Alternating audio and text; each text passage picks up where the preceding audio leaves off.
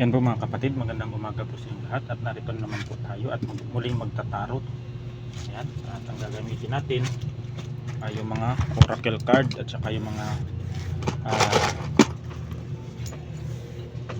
yung mga Scrabble letters.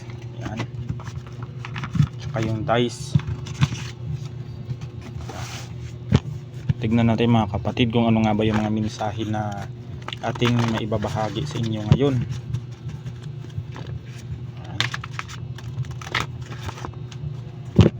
Yan, sa mga ano po pala, sa mga followers, subscribers ko dyan, kung nagustuhan po ninyo yung mga ano ko, yung mga vlog ko na ito, ay paki-like na lang po yung aking mga video. Yan, kukuha tayo dito ng 13 baraha. Yan, nakat na natin. 1, 2, 3, 4, 5, 6, 7, 8,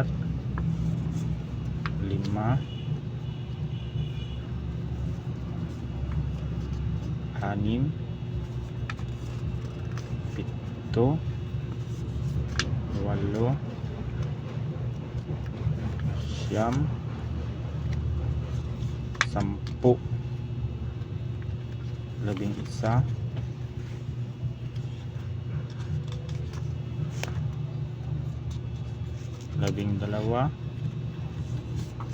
12, 13. Spiritual po tayo dito mga kapatid, spiritual. Unang una dito ang mensahe ay divine o di kaya banal. Kayo siguro dito ay lagi nag-ano kayo dito mga kapatid, yung lagi kayo nananalangin, lagi kayo nagsisimba, lagi kayong nagdadasal, o di kaya matindi ang paniniwala ninyo sa ating Panginoon, kaya hindi kayo pinapabayaan ng ating Diyos mga kapatid. Dito sa mensahe ng baraha, ang masasabi ko lang dito o ang kanyang mga mensahe ay patuloy lang, magpatuloy po kayo sa inyong mga gawain na laging magsisimba, laging magdadasal, para patuloy po kayong pagpapalain. Kahit nawawalan po kayong ng gana magsimba, magdasal, ay ano po, pilitin po ninyo ang inyong sarili, katawan, o na makapagsimba. Dahil yan po, pag kayo po ay nawawalan ng gana, ay hinahadlangan po kayo niya ng mga syempre yung mga bads, yung mga masasamang elemento o kung ano man, para mawala yung focus ninyo sa ating Panginoon. Ayan kasi ang ano ng mga kampo ng kasamaan mga kapatid, yung mawala kayo sa focus sa pananampalataya sa ating Panginoon. Kaya minsan maraming hinahadlangan, hindi lang tao yung humahadlang sa atin, sa ating pag-angat, sa ating pagyaman, sa ating pagsikat. Yan, meron ding mga elemento sa spiritual na naghahadlang din sa iyong buhay. Yan, hindi lang tao ang hadlang, meron din mga elemento, dahil hindi lang tayo ang nabubuhay dito sa ibabaw ng mundo. Yan, hindi lang tayo ang nabubuhay, napakarami pa bukod sa ating mga tao nabubuhay dito. Ang mundo ng spiritual ay napakahiwaga.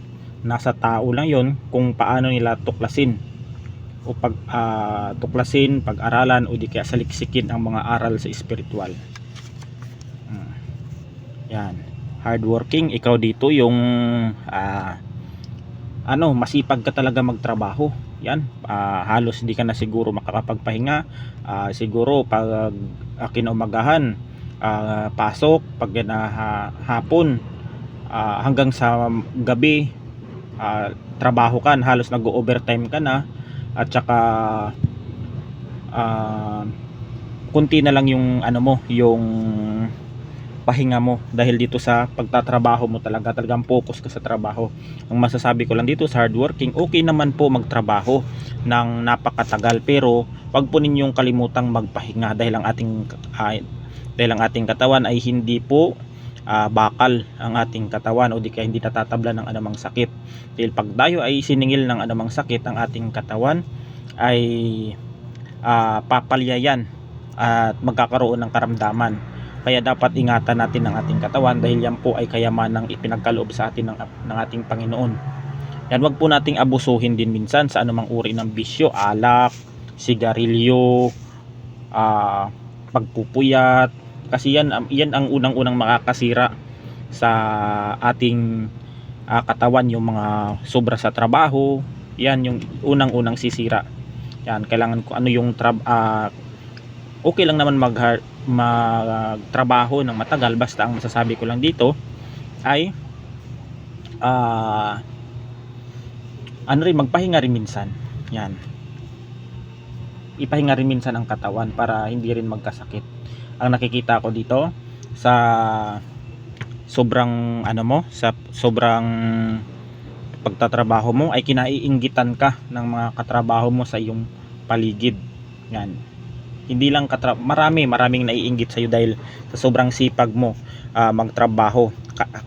Ultimo nga siguro mga katrabaho mo diyan, ikaw lang mismo ang binabantayan sa pagtatrabaho mo, kung ano man yan, kumpanya man yan, o di kaya pabrika, opisina, sa serbisyo. Yan, ikaw ang laging binabantayan o pinupuna dahil nga sa iyong pagiging masipag sa trabaho. Minsan ay napagpagchismisan ka pa dito na nagpapapapil ka, o di kaya nagpapaangat ka ng iyong promotion, o di kaya ma-promote ka sa iyong trabaho. Yan yung mga iniisip ng ibang tao dito sa iyo dahil sa sobrang sipag mo sa trabaho. Yung sa iyo naman, ginagawa mo lang naman ang tungkulin na iyong dapat ginagampanan. Pero ang tingin ng iba sa iyo dito ay talagang mayabang, gusto ma-promote, gusto mo ditong magpataas ng iyong posisyon. Yan yung tingin ng iba. Yan, kaya kinakainggitan dito ng mga taong ito. Yan, third party, isa rin ito sa ingat-ingat din dito yung mga sa mga third party, dahil kalimitan ang mga third party na ito yung unang-unang sisira sa inyong relasyon, lalo na kung kasal kayo ng inyong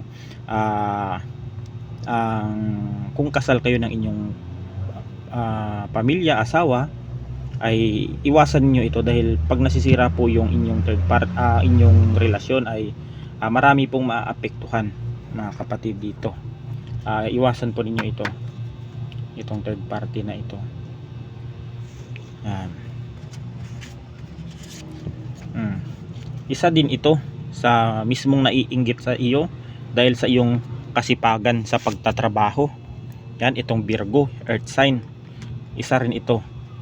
Hindi lang ito yung mga zodiac sign na naiinggit sa iyo, napakarami. Yan, dahil sa iyong hardworking. Ayun, dyan na nagsisimula yung galit. Yan, syempre siguro nakikitaan kanila ng potensyal, ng galing, o di kaya ginagampanan mo ang iyong tungkulin, kung ano man iyong trabaho. Maraming nagagalit sa iyo dahil masyado kang totoo sa iyong sarili dito. Maraming nagagalit, nayayabangan, naiinis, o di kaya kung ano-ano yung mga negative na comment about sa iyo. Yan, hindi lang to ganito yung earth sign yung naiinggit sa iyo, napakarami. Lumabas pa dito yung Capricorn. Dito ninyo maraming makaka-resonate nito sa trabaho. Maaring katrabaho mo ito sa opisina ninyo, yan, sa kumpanya, pabrika, o di kaya magkarelyebo kayo sa anumang uri sa security guard. Yan, maraming naiinggit sa iyo dito mga kapatid dahil sa galit nila sa iyong, dahil sa pagiging sa pagiging masipag, nagagalit sila o naiinggit sa iyo. Ingat-ingat din mga kapatid sa pagiging sa pagiging masipag sa trabaho, lalo na pag wala na kayong wala na kayong pahinga sa inyong sarili. Yan, At baka kayo ay magkaroon ng physical na karamdaman tulad ng high blood, diabetes, sakit sa puso. Yan, hindi niyo alam kung ano na yung nararamdaman na hindi niyo napapa-check up sa inyong doktor. Kaya nga kung nakakaramdam kayo ng sakit na hindi niyo mapaliwanag, yan, at alam ninyong hindi nawawala sa anumang uri ng gamot na iniinom ninyo, yan po ay dapat magpa-check up din kayo sa inyong doktor o sa doktor para malunasan ng inyong sakit na yan. Dahil sa sobrang mo sa trabaho, sa sobrang sipag mo, nagkakaroon ka na ng physical na karamdaman na hindi mo alam, na hindi mo pa nalalaman. Kaya magpa-check up po kayo kada buwan-buwan kung wala mang findings ang doktor sa inyong karamdaman na yan, ay antimano mga kapatid, ang inyong sakit ay spiritual, na kailangan na ninyo, wag na ninyong patagalin yan. Pumunta na kayo sa inyong malapit na kilalang manggagamot, healer, o di kaya pinagkakatiwalaan ninyong manggagamot. Ayan. Yan, inyong physical na karamdaman, wag po ninyong pabayaan yan, dahil parang sakit din na spiritual yan. Kung yan ay napapabayaan ninyo, lumalala at lumalala po ang inyong sakit, tulad ng high blood. O pag hindi po ninyo naagapan yung high blood na yan, mai-stroke po kayo. Kung hindi po mai-stroke, aatakihin kayo sa puso. O paano na kayo makakapagtrabaho ng mabuti kung kayo ay baldado na, may na kayo may komplikasyon ng inyong physical na katawan. Kaya dapat, kung pagod kayo sa trabaho, magpahinga din. Wag yung laging trabaho ng trabaho. Ang pera nakikita yan. Yang sakit natin. Ang sakit natin sa physical, yan ay mahirap po mga kapatid. Kaya mahalin po natin ang ating sarili, ang ating katawan, dahil yan po ay kayamanan na ipinagkaloob sa atin ng Panginoon. Yan ang yan ang katotohanan dyan. Merong iba dyan, walang sakit, ganito ganyan, inaabuso ang katawan. Kahit ako dati, palainom din ako nung simula na pinasok ko itong panggagamot, ay tumigil na ako sa inom, sa mga lahat na mga balance diet ko ay minamanage ko. Yan, alagaan din ng katawan sa mga kinakain natin, dahil ang kalimitan ng mga pagkain natin o mga sangkap natin sa ating mga kinakain ay may mga chemicals na. Kahit nga mga bigas ngayon, ang mga gulay ay may mga chemical na rin. Yan, ang bawat mga kinakain na pumapasok sa ating katawan, puro chemicals yan. Kaya kalimitan, bata pa sa panahon ngayon, nagkakasakit na. Dahil nga minsan, inaabuso kasi ang ating katawan. Masyado nilang inaabuso ang kanilang, kakainin ko yung ganito, kakainin ko yung ganyan. Dahil hindi pa kasi nagkakasakit. Doon na nila malalaman yan pag magkakaroon na ng sintomas sa katawan. Diyan nalalabas yung physical na karamdaman. Yan, minsan bata pa, sige kain dito, inom doon, magdamagan, hindi pa nila mararamdaman yan. Ngunit pag nagkaedad sila ng 35, 40 plus hanggang sa pagtanda, doon na maglalabasan yung mga sakit ninyo ng mga yan, dahil inaabuso nila ang katawan. Hindi po lahat ng sakit na nararamdaman ninyo ay spiritual. Yan, o gawang kulam, gawang barang, o gawa ng anumang uri ng itim na mahika. Hindi po, minsan po yan po nagmumula ang sakit sa sa physical, dahil po sa ating mga kinakain o mga iniinom natin na mayroong mga chemicals. Aquarius, isa din ito sa mga naiinggit, nagagalit, nag-i-spy sa iyo sa trabaho, kung sino man ito. Parang bawat galaw mo tinitignan itong taong ito, kung ano yung trabaho mo. Talagang gusto talaga nilang malaman. Mayroon din ditong yung trabaho mo, pinupuna nila pag alam nilang mali. Yan, ermitanyo.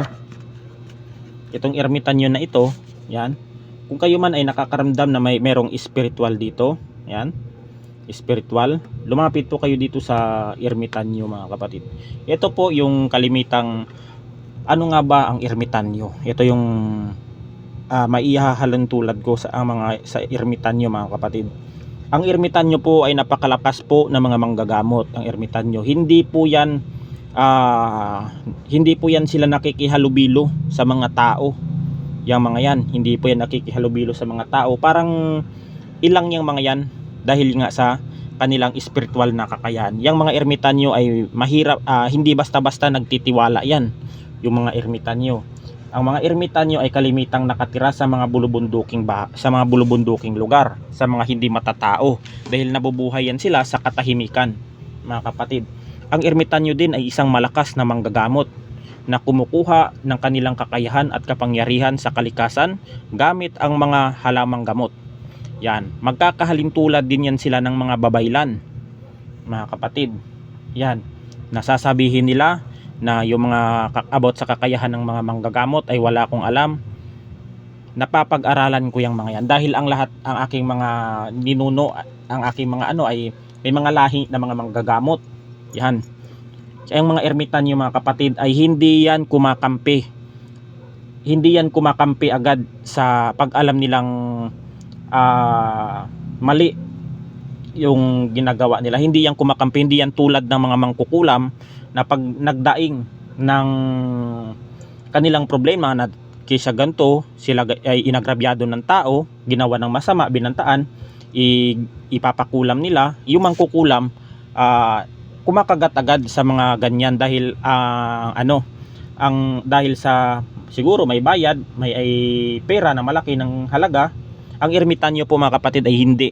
Ang ermitanyo ay mayroong prinsipyo at may paninindigan. Hindi yan basta-basta kumakampi.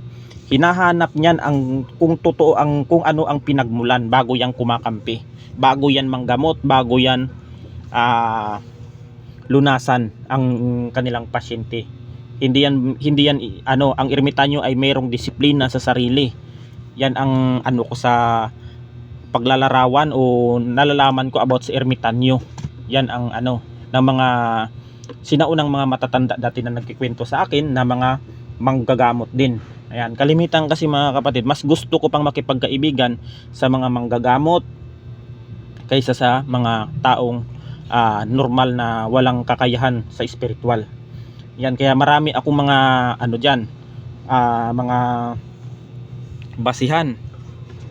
Yan, hindi ako sa totoo lang, hindi ako sabihin nagmamayabang sa social media, ganto ganyan. Pero pag may mga katanungan about sa ganyang mga bagay, about sa spiritual, kung hindi naman ako busy, gagawan ko yan ng video para malaman ng iba, maisasalaysay ko na ganito pala yung mga pamamaraan ng mga mangkukulam na yan, mambabarang, para aware din yung mga tao na makikinig sa aking video na totoo ang spiritual. Kahit yan, basahin niyo yan sa Biblia, yung mga salamangkero na yan, mga magikero na yan, yung mga mangkukulam, nakalagay yan sa Biblia. Yan ang hayag. Ang pinag-aaralan namin, yung mga orasyon na yan, yan ang lihim na hindi ihinayag sa Biblia. Yan ang katotohanan dyan. Kaya nga tinawag na lihim na karunungan, kasi nga ang mga orasyon na yan ay inilihim, itinago. Yan ang tunay. Yan, kaya nagsasabi sila na ang karunungan daw, ang karunungang lihim daw ay galing sa demonyo. Hindi po. Kaya nga inilihim yan, ang karunungan na yan, dahil nga pag may marami kasing naghahangad na matuto ng ganyan, nagagamitin nila sa kasamaan. Yan, ang orasyon, dalawang klase ang orasyon, mga kapatid, ang mabuti o masama.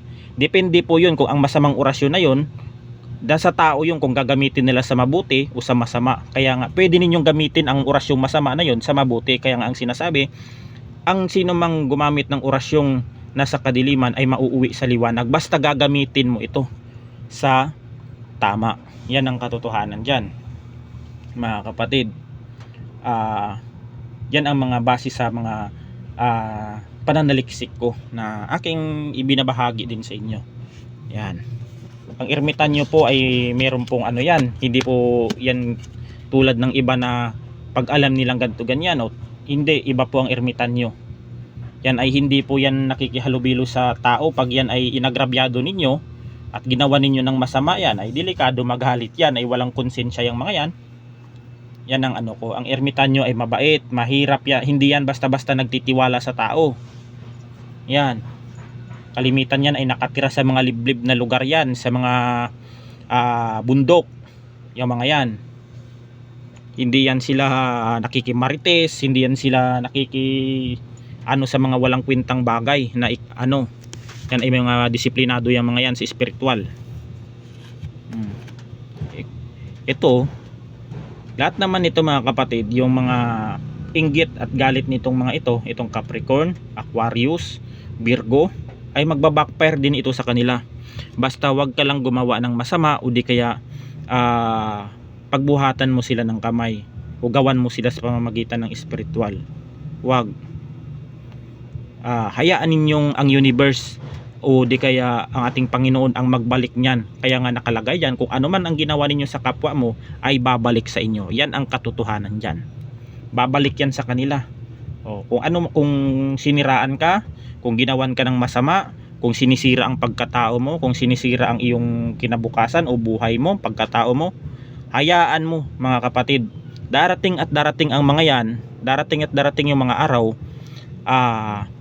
magsasawa yung mga yan, at darating yung mga araw na ang ginawa nila sa iyo ay gagawin din yan sa kanila gagawin din yan sa kanila ng ibang tao.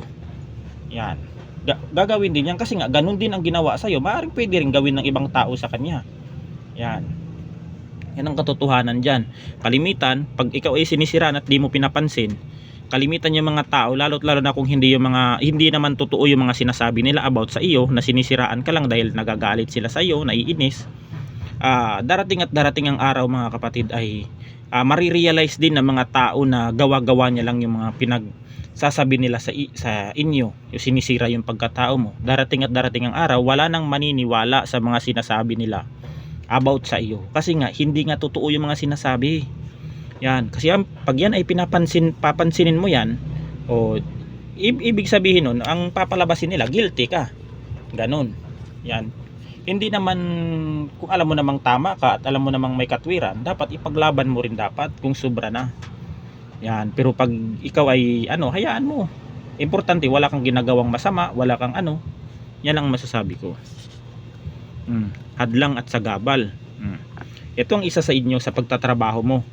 Maraming talagang humahadlang at sumasagabal sa iyo. Yan, maraming hadlang at sumasagabal, kaya nga hindi ka ma-promote, hindi ka mag-move forward sa trabaho mo dahil ang bawat galaw mo ay sinisilip, binabantayan, minamanipula pa dahil yan sa mga taong may galit at inggit sa inyo. Yan ang katotohanan dyan. Ayan Pisces, isa pa ito. Yan, isa pa ito sa mga na sa inyo, 1, 2, 3, 4 na mga apat na mga tao nag-iinggit at nagagalit sa iyo. Ayan. Kaya meron dito sa isa sa 4 naniniwala sa spiritual, nagagawan ka ng ritual para ikaw dito ay mahadlangan ang inyong promotion, mahadlangan na ikaw ay mag step up sa iyong trabaho, mahadlangan ang iyong pag-angat ng iyong posisyon kung ano man ang meron ka ngayon. Idinaan ka nito sa ritual. May isa dito, kunyari naniniwala sa kulam, naniniwala sa barang, naniniwala kung ano sa spiritual, ginawan ka nito ng ritual, pero hindi po sakit ang binigay sa iyo dito. Ang gusto nila na maging matrap ka dyan sa isang sitwasyon, hanggang dyan ka lang. Hindi ka pwedeng move forward sa iyong trabaho, hindi ka pwedeng ma-promote, hindi ka pwedeng maging umangat sa iyong trabaho dahil nga daming naiinggit sa iyo, maraming evil eye dahil sa sobrang pagtatrabaho mo. Ayan. Sino-sino nga ba itong mga ito na nagsisimula sa kanilang pangalan? Ayan. Bubunot tayo dito ng 7. Tignan din natin yung iba dito. Ayan. Yung zodiac sign. Ito naman yung mga numbers. Ayan. Unang-una, bubunot lang tayo. Walang laman.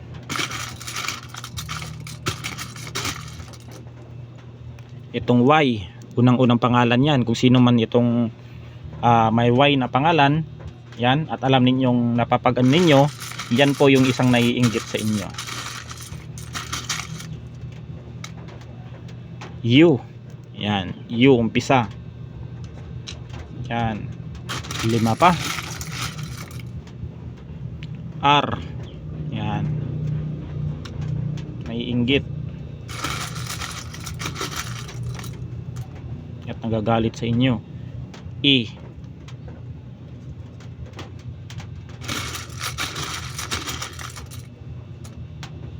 S.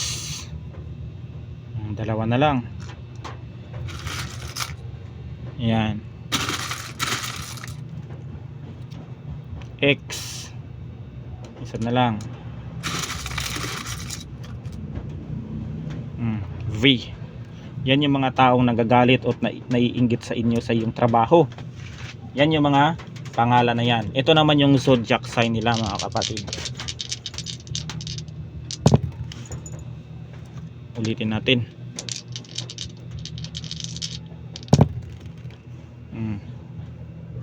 Itong isa nahulog. Yan yung ano. Itong dalawa dito yung lumabas sa dice ay Gemini. Itong Gemini at saka Sagittarius. Yan yung mga naiinggit sa iyo. Sagittarius, dalawang Gemini. Yan.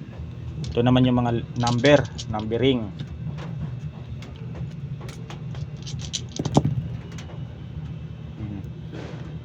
Isang 6, isang 12, isang 5, isang 1. Ipag-ano nyo na lang yan, ipag-add nyo na lang, bahala kayo kung yan ba ay pinanganak ng May o June, January, o di kaya December. Yan. O di kaya i-add ninyo, o di kaya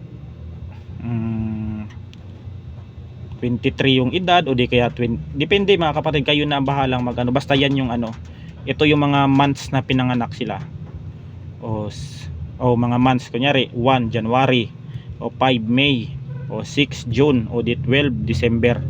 Yan yung mga buwan na kapanganakan nila. Ayan po mga kapatid, at hanggang dito na lang, at God bless us all. Ingat po tayo palagi.